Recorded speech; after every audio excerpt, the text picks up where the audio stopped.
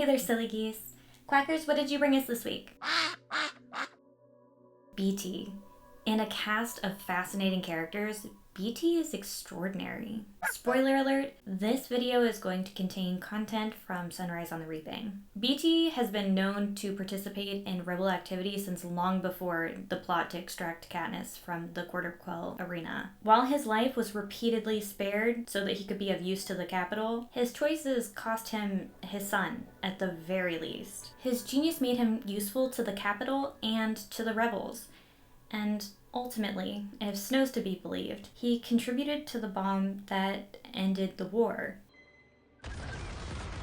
If his intelligence was turned to the communication systems that bolstered the games and the propaganda during the war for the Capitol, and the weapons that ended the war for District 13, is he a good guy or a bad guy? Does it even matter? Today we're going to take a look at whether Beetee's advancements and defiance were reckless, and what those choices say about our own relationship to science. Let's get into it. The take. Beetee is reckless. There is a faction of the fandom out there wondering why Beetee doesn't get more hate. He risked the lives of his wife and children. He put the lives of young people at risk. He was even involved in designing bombs like the one that took out Prim. And somehow he doesn't get half the hate Gale does. These are all valid concerns for those of us in the audience.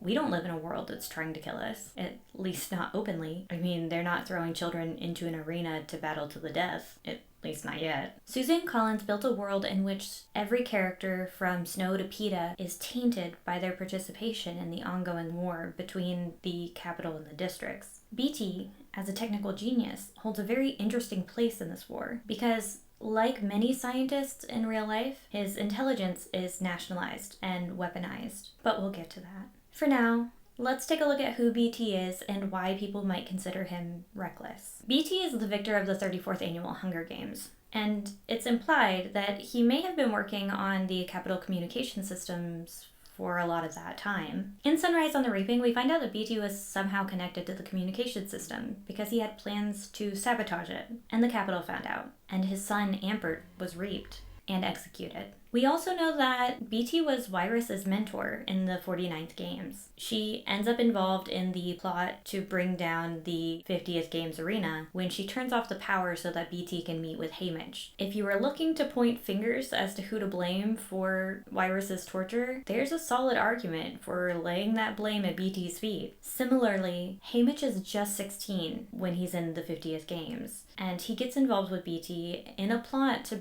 break the arena. If Haymitch and Beetee hadn't collaborated, would Ma, Sid, and Lenore Dove still be alive? We don't know. At least as of now, we have no way of knowing what happened to Beetee's wife and children, besides Ampert. By the end of Sunrise on the Reaping, we do know she's pregnant, but that's all we know. So even at the point of the 50th Games, I can see how some people might interpret his behavior as reckless. Then we see him in the 75th Games, and we know that he coordinates with Plutarch and the other rebels to help extract Katniss from the arena. And he becomes a rebel asset as soon as he is conscious. Beetee, an older inventor from 3, who I rarely see because he was pulled into weapons development the minute he could sit upright. Literally, they wheeled his hospital bed into some top secret area. During the rebellion, he is incredibly useful. He helps break through the Capitol communication systems. He designs Katniss's bow, Finnick's trident, and Gale's crossbow. He works with Gale and the other brains of the rebellion to crack the nut, and he also works with Gale on the bomb that is notoriously suspected to have taken Prim's life. Throughout the series, we see Beetee take costly risks and accept his role within these violent systems. So what are we to make of all of this?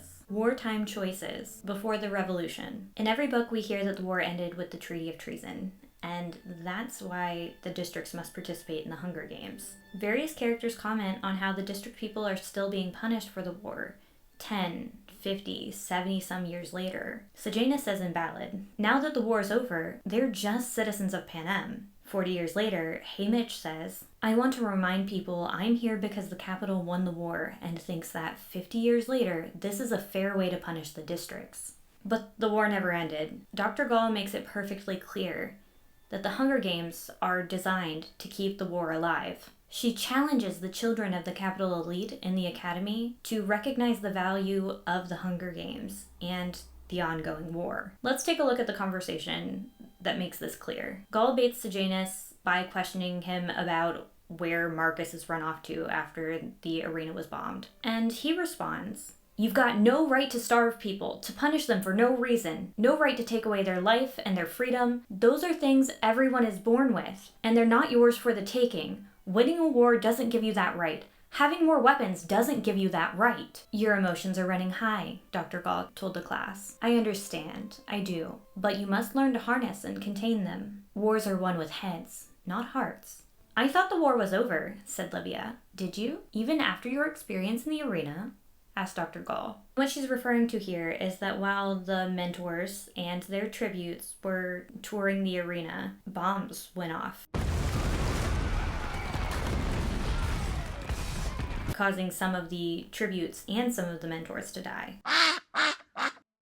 That's a story for another day. The class discussion continues. "I did," interjected Lysistrata, "and if the war is over, then technically the killing should be over, shouldn't it?" "I'm beginning to think it will never be over," conceded Festus. "The districts will always hate us, and we'll always hate them." "I think you might be onto something," said Dr. Gaul. "Let's consider for a moment that the war is a constant. The conflict may ebb and flow, but it will never really cease. Then what should be our goal? If the war is impossible to end, then we have to control it indefinitely, just as we do now, with the peacekeepers occupying the districts, with strict laws and reminders of who's in charge, like the Hunger Games. In any scenario, it's preferable to have the upper hand, to be the victor, rather than the defeated." This perspective that there is an ongoing war does not seem to have been limited to the capital. Beetee seems to know that the war is ongoing, and he takes calculated risks in the hopes of ending that war. When we meet him on Sunrise on the Reaping, we learn how he went about fighting that war before the rebellion was in full force. "I'm being punished for coming up with a plan to sabotage the capital's communication system. I'm too valuable to kill, but my son is disposable."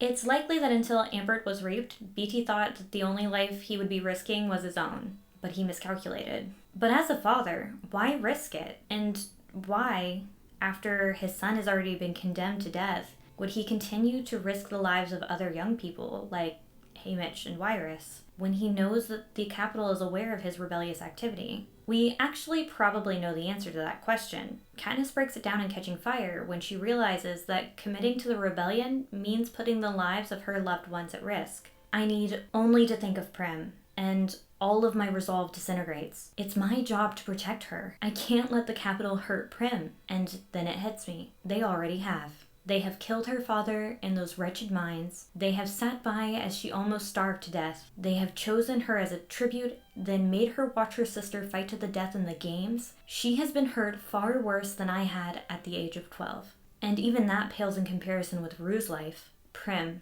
Rue, aren't they the very reason I have to try to fight? Because what has been done to them is so wrong, so beyond justification, so evil that there is no choice? Because no one has the right to treat them as they have been treated. Yes, this is the thing to remember when the fear threatens to swallow me up. What I am about to do, whatever any of us are forced to endure, it is for them. Katniss recognizes that they all must be willing to risk their own lives and the lives of those they love in order to improve conditions for the children for the future. Because living as a district citizen under the capital regime isn't really living.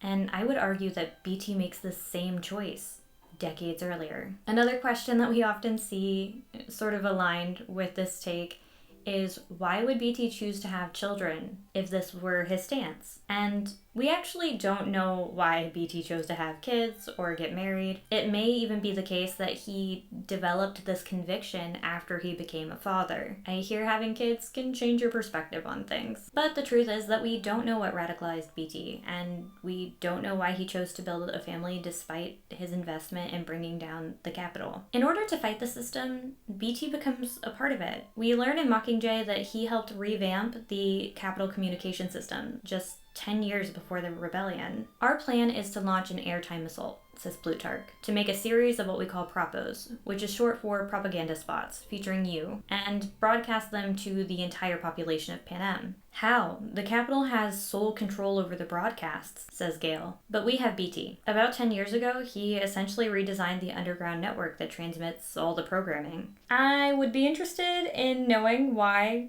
that was deemed necessary just 10 years before the war, but I digress. The point is that his intelligence is used by the capital before the revolution. Once he's conscious in District 13, he's set to work again. Wartime choices during the revolution. One of the central themes of the Hunger Games is that we are all compromised in war. And Beetee is no exception. Beetee contributes a lot to the war from District 13. He breaks through the capital's communication systems, develops the weapons for the Star Squad, theorizes potential treatments for hijacked Beetee, collaborates with Gale on the notorious bomb, and strategizes cracking the nut with Gale and the rest of the brains. Beetee and Gale are often grouped together because they collaborate on the same projects throughout the war. But the bomb trap conversation and the cracking of the nut offer us a peek into the different perspectives of these two men and what they say about science in wartime. First, let's talk about the bomb conversation. Beetee comes back from the capital hijacked. Katniss wanders into special defense and finds Beetee and Gale looking over their designs. She realizes that this set of weapons is designed to take advantage of human impulses. Katniss comments, "That seems to be crossing some kind of line," I say. "So anything goes?" They both stare at me, Beetee with doubt, Gale with hostility. I guess there isn't a rulebook for what might be unacceptable to do to another human being. Look at the difference there. Gale reacts with hostility, but Beetee reacts with doubt. We don't know if it's doubt about what they're working on or doubt about Katniss's critique. They are looking for strategies to help end the war, so Beetee may feel that these bombs are a necessary evil, or he might have reservations about deploying them. We don't know. But the difference between Gale and Beetee becomes even clearer when it comes to the nut. When Gale suggests that they bomb the nut to create avalanches, Beetee doesn't oppose the plan, even when Gale makes it clear that he intends for everyone inside to die. Beetee just considers the full cost of what Gale is proposing. The majority of the workers are citizens from 2, says Beetee neutrally. So what, says Gale. We'll never be able to trust them again. Gale wants everyone involved with the capital dead. And when the team is ready to bring their idea to coin, Beetee shares his concerns. Beetee did have a point in his propos about the dangers of killing ourselves off. I've been playing with some numbers, factoring in the casualties and the wounded, and I think it's at least worth a conversation, says Beetee. And this is where we see that Beetee is willing to accept risks, as long as it's survivable for the overall population, and as long as it could end the endless war they've inherited. Even in our final impression of Beetee, when we see all of the remaining victors convene to discuss whether or not there should be a final capital Hunger Games, we see that Beetee stands behind this conviction. No, says Beetee. It would set a bad precedent. We have to stop viewing one another as enemies. At this point, unity is essential for our survival. So throughout the war, we see that both Gale and Beetee are tools of the rebellion, minds put to use, and whose input may be disregarded if those with more power deem it unnecessary. The nut was bombed with Coin's approval, as was the capital, if you believe Snow. You really think I gave the order? Which Katniss did. Back to the take. Is Beetee reckless? That's a foul from me. If anything,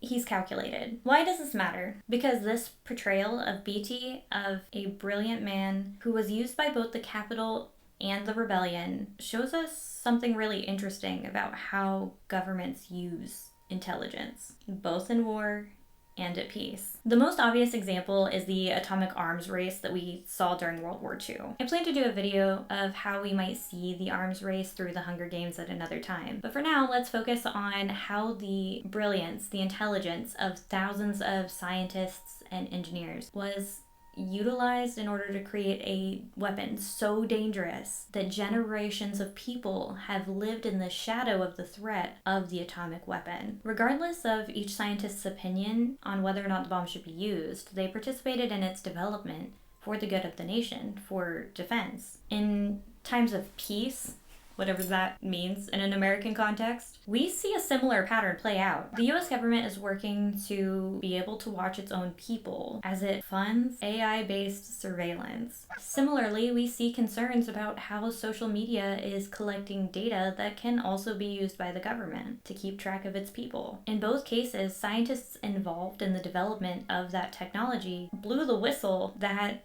this should be a major concern for the general population. The fact of the matter is that scientific and technological advancements are often nationalized, usually through funding. What we see pretty consistently is whether you're the scientific mind behind the concept of nuclear fusion or the like button on your favorite social media app, you almost never get the choice of when to pull back when the technology has gone too far. And the Hunger Games series and Beetee as a character give us the chance to discuss what this means for how we engage with science and technology moving forward. It's a lot to consider, but what do I know? I'm just a silly goose. Quackers?